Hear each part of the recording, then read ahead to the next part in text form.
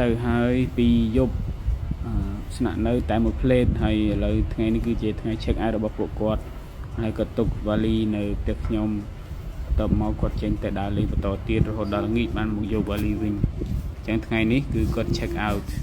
បាទសួស្តីថ្ងៃនេះខ្ញុំមក Airbnb របស់ខ្ញុំអញ្ចឹងខ្ញុំមកមើលពីការ check out របស់ភ្ញៀវខ្ញុំតើគាត់បានធ្វើតាម rule ដែលខ្ញុំបានសិតក៏អត់នៅក្នុង Airbnb របស់ខ្ញុំទីមួយខ្ញុំឲ្យគាត់យកកន្សែងដែលប្រើហើយហ្នឹងគឺយកទៅទុកមួយដុំហើយយកសម្រាមដែលគាត់ប្រើប្រាស់ហ្នឹងចេញពីក្នុងផ្ទះហើយទៅដាក់នៅក្នុងធុងសារ៉ាំនៅខាងក្រៅមុខផ្ទះទី3គឺឲ្យបិទគ្រប់ភ្លើងឬក៏ម៉ាស៊ីនត្រជាក់អីទាំងអស់ដែលទាក់ទងទៅនឹងចរន្តអគ្គិសនីគឺឲ្យបិទឲ្យអស់កុំឲ្យបើកចោលហើយទី3គឺបិទទ្វារនឹងចាក់សោបិទបង្អួចអីឲ្យគ្រប់គ្រាន់ទាំងអស់ដើម្បីបញ្ជៀសនៅការចូលលួចឬក៏ចូលពីអ្នកដទៃឬក៏ភ្ញៀវអីផ្សេងៗហើយទី5គឺ return key នឹងចូលនៅក្នុង lockbox របស់ខ្ញុំវិញដែលខ្ញុំសិតដាក់នៅក្នុងមុខផ្ទះអញ្ចឹងរោលភ្ញៀវរបស់ខ្ញុំឲ្យគាត់ self service self check in ហើយនិង self check out បន្តមកទៀតខ្ញុំក៏ដាក់ additional request ហ្នឹងបើសិនជាគាត់មានបញ្ហាអីអាចទាក់ទងមកលើខ្ញុំផ្ទាល់ឬមួយក៏ការស្នាក់នៅបានគាត់មានជួបបញ្ហាអីផ្សេងៗគឺទាក់ទងមកយើងផ្ទាល់កុំឲ្យគាត់ទាក់ទងប្រាប់ Airbnb support ព្រោះអីវាអាចនឹងទាក់ទងនឹង review របស់យើងវាអាចនឹងធ្វើ review របស់យើងធ្លាក់ហើយមុននឹងគាត់ write review នៅលើ Airbnb របស់យើងគឺឲ្យគាត់ទាក់ទងមកយើងសិនបើមានបញ្ហាអីចឹងយើងអាចកែច្នៃឬក៏អាចធ្វើឲ្យវា improve service យើងទៀតនៅថ្ងៃក្រោយអញ្ចឹងគាត់វិធីនេះគឺយើងកាត់បន្ថយនៅការ complain ឬក៏ bad review នៅលើ Airbnb របស់យើងបាទអញ្ចឹងយើងទៅមើលផ្ទះរបស់យើងតើការ check out របស់ខ្ញុំនឹងបានសមរម្យហើយធ្វើតាម rule នៅអ្វីដែលយើងប្រាប់គាត់ក៏អត់នៅក្នុង Airbnb ដែលយើងបាន set up ឲ្យគាត់មើលនឹងបាទតែយើងទៅមើលអស់គ្នា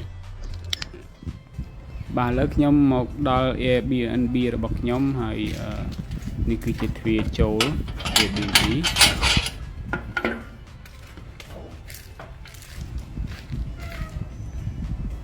បាទនេះគឺជា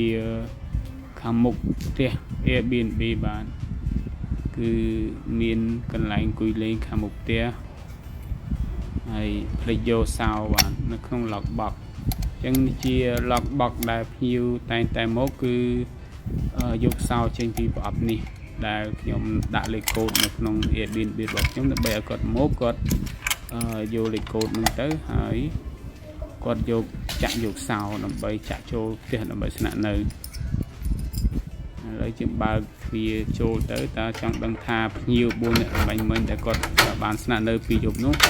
គាត់បាន check out ហើយគាត់គោរពនៅគោលការណ៍ឬក៏ rule ដែលយើងបានដាក់នៅក្នុង Airbnb ហ្នឹងហើយយើង check មើលផ្នែកបន្ទប់នេះមួយសិនអញ្ចឹងគឺសម្រាប់ធ្នាប់តុកៅអីនៅធម្មតាមានរបៀបរៀបរយហើយចំណែកឯ day bed នេះគឺ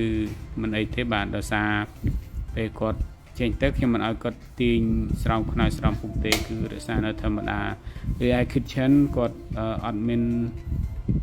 រញ៉េរញ៉ៃទេបាទគឺមកទៅសំរុំហើយអាហារយើង check មើលតើមាន left over អត់បើអត់មានទេនៅក្នុង microwave ហើយទន្ទឹមនឹងទៀតសោតគឺនៅក្នុងទូទឹកកកក៏អត់មាន left over ដែរគាត់បានសម្អាតបានល្អចានអីគាត់លាងទុកដាក់ធម្មតាហើយទៅមើលបន្ទប់ទឹកតើគាត់ដាក់កន្សែងរបៀបម៉េចបាទអញ្ចឹងឃើញស្ថានភាពគឺធម្មតាសមរម្យសំបីកន្សែងក៏ដាក់មួយដុំពេលប្រើហើយគឺត្រឹមត្រូវនៅអ្វីដែលខ្ញុំបាន request ហើយយើងឡើងទៅមើលបន្ទប់គេងកន្លែងក្រេគេងនៅខាងលើតើមានរបៀបរៀបរយប៉ុណ្ណាបាទជាងតុកៅអីកន្លែងគេងគាត់គឺធម្មតាបាទការស្នាក់នៅរបស់គាត់មានរបៀបរៀបរយបើសិនជាខ្ញុំរ៉េតគឺអាចនឹង4កន្លះទៅ5អញ្ចឹង5 star ហ្នឹងគឺអស់ត្រឹម5 star ហើយយើងចូលមកបន្ទប់ខាងនេះទៀតយើងមើលក្នុងបន្ទប់ទឹកមួយទៀតគឺមានរបៀបរៀបរយធម្មតាអត់មានបែកបាក់អីទេបាទអញ្ចឹងចំណែកឯសម្រាមអីក៏គាត់ clear ចេញពីធុងសារ៉ាំអស់ដែរបាទគឺយកទៅដាក់នៅឯខាងមុខនៅតាមអ្វីដែលយើង request យើងមើលក្រេខាងនេះបាទអត់មានរញ៉េរញ៉ៃដែរបាទអញ្ចឹងការស្នាក់នៅរបស់គាត់គឺសមរម្យអាចទទួលយកបានដែលអាចដែល host អាច review ឲ្យគាត់គឺបានអាចទៅ4កន្លះទៅ5 star ដែរបាទជាចុងក្រោយគឺភ្ញៀវនេះគាត់អាចថាទុកដាក់បានល្អមុននឹងគាត់ចាក់ចេញអញ្ចឹងខ្ញុំនឹង review គាត់ហើយគាត់ក៏ review ខ្ញុំដែរអញ្ចឹងបើគាត់ review ខ្ញុំគឺគាត់អាចចូលទៅ review ពី experience នៃការ stay របស់គាត់ហើយភ្ញៀវផ្សេងទៀតក៏អាចឃើញ review របស់គាត់ដែរនៅលើ Airbnb របស់ខ្ញុំហើយខ្ញុំក៏ review ទៅគាត់ដែរសម្រាប់ការស្នាក់នៅរបស់គាត់តើការស្នាក់នៅរបស់គាត់របៀបណាបាទ